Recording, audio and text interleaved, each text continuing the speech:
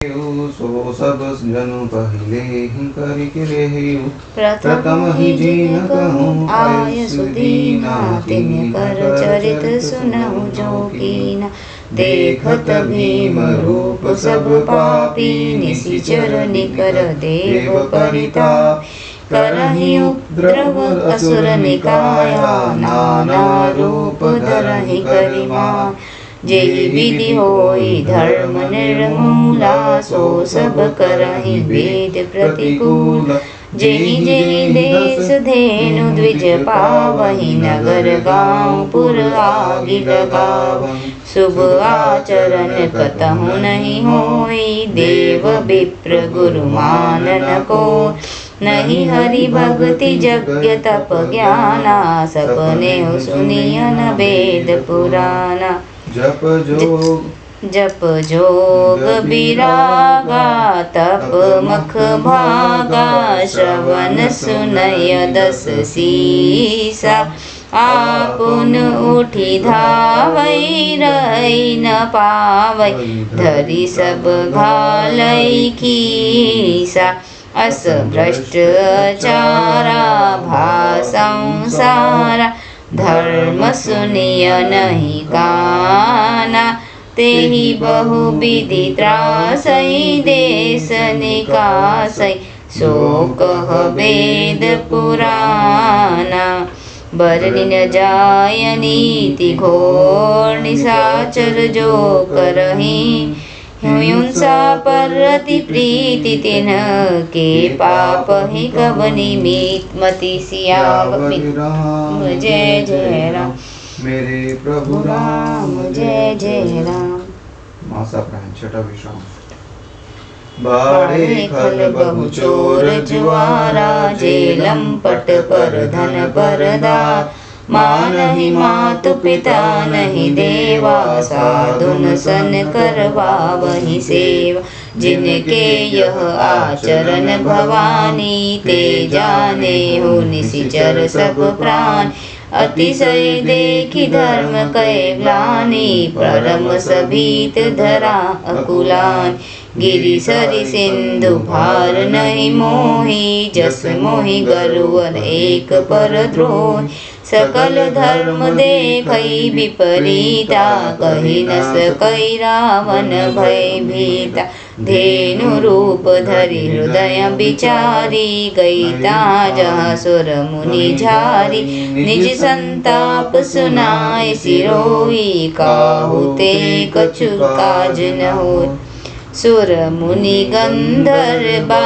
मिली करी सर्वागे बिरंची के लोका संग गोतनुधारी भूमि बिचारी परम विकल भय शोका ब्रह्मा सब जाना मन अनुमान मोर कछु न बसाई जा करी तय दासी सो अविनाशी हमरे उदोर सहाय धरनी धरई मन धीर कहा बिरंची हरिपद सुमिरो जानत जन की पीर प्रभु भंजि दारुण विपत्ति सिया राम जय जय राम मेरे प्रभु राम जय जय राम।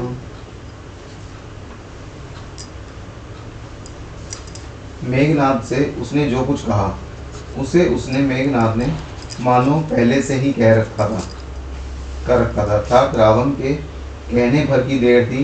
उसने आज्ञा पालन में तनिक देर भी नहीं की। जिनको रावण ने मेघनाद से पहले ही आज्ञा दे रखी थी उन्होंने जो कृत्य की उन्हें सुनो। सब राक्षसों के समूह देखने में बड़े भयानक पापी और देवताओं को दुख देने वाले थे। वे असुरों के समूह उपद्रव करते थे और माया से अनेकों प्रकार के रूप धरते थे। जिस प्रकार धर्म की जड़ कटे वे वही सब वेद विरुद्ध काम करते थे। जिस जिस स्थान में वे गौ और ब्राह्मणों को पाते थे उसी नगर गांव और पूर्वे में आग लगा देते थे। उनके डर से कहीं भी शुभ आचरण ब्राह्मण भोजन यज्ञ श्राद्ध आदि नहीं होते थे। देवता ब्राह्मण और गुरु को कोई नहीं मानता था। ना हरि भक्ति थी, ना यज्ञ तप और ज्ञान। वेद और पुराण तो स्वप्न में भी सुनने को नहीं मिलते थे। जब योग, वैराग्य, तप और यज्ञ में वेदों के भाग पाने की बात रावण कहीं कानों से सुन पाता तो उसी समय स्वयं उठ दौड़ता, कुछ भी रहने नहीं पाता, वह सबको पकड़कर विध्वंस कर डालता था।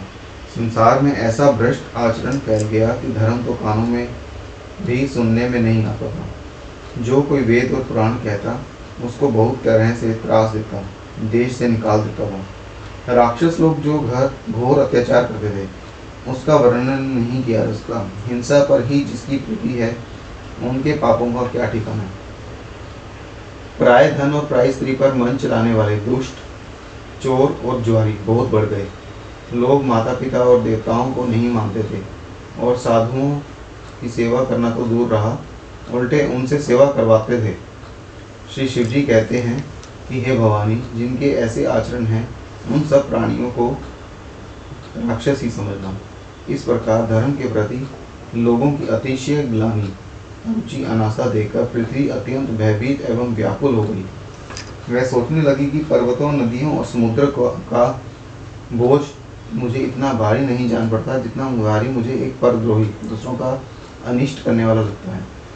पृथ्वी सारे धर्मों को विपरीत देख रही है, पर रावण से भयभीत हुई वह कुछ बोल नहीं सकती। अंत में हृदय में सोच विचार कर गो का रूप धारण कर धरती वहाँ गई जहाँ सब देवता और मुनि छिपे थे। पृथ्वी ने रोकर अपना दुख सुनाया, पर किसी से कुछ काम न बना। तब देवता, मुनि और गंधर्व सब मिलकर ब्रह्मा जी के लोग सत्यलोक को गए। भय और शोक से अत्यंत व्याकुल बेचारी पृथ्वी भी गो का शरीर धारण किए हुए उनके साथ थी। ब्रह्मा जी सब जान गए। उन्होंने मन में अनुमान किया कि इसमें मेरा कुछ भी वश नहीं चलने का। तब उन्होंने पृथ्वी से कहा कि जिसकी तू दासी है वही अविनाशी हमारा और तुम्हारा दानों का सहायक है। ब्रह्मा जी ने कहा, हे धरती, मन में धीरज धारण करके श्री हरि के चरणों का स्मरण करो। प्रभु अपने दासों की पीड़ा को जानते हैं, ये तुम्हारी कठिन विपत्ति का नाश करेंगे। जय श्री